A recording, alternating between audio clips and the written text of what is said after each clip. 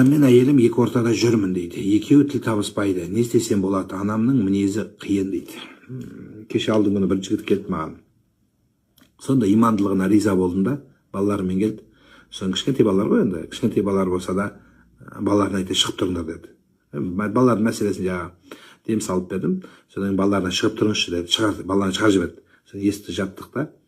Соң маған әйелім менен, сен айтқандай айтады да, әйелім менен мамам шығыса алмайды дейді. Жаңа жігіттің жылағанын көрдім да, енді үлкен ағамыздың көз жасын алған, қандай ауыр, қандай сынақ та.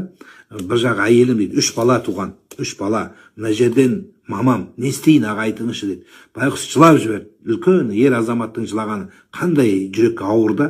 Мына жағымда әйелімді қимаймын баламмен, мына жағымда шешемді қимаймын. Аға не істейін деп байғұс құшақтап тұрып жылайды. Сонда риза болдым да, ана имандылығына, балаларына деген махаббатына. Сол балам естімес, баланың көзінше істесе болады ғой? Жоқ. Іштегі анау ер деген тұлғалығы, анаға деген махаббаты, әйелге деген, анаға деген құрметі, әйелге деген махаббаты қандай жоғары, әкеге деген мейірім, сондықтан айтып түсіндіріп ортақ келдік. Сондықтан бұл сынағың болады жаным, бұл сынағың болады сенің.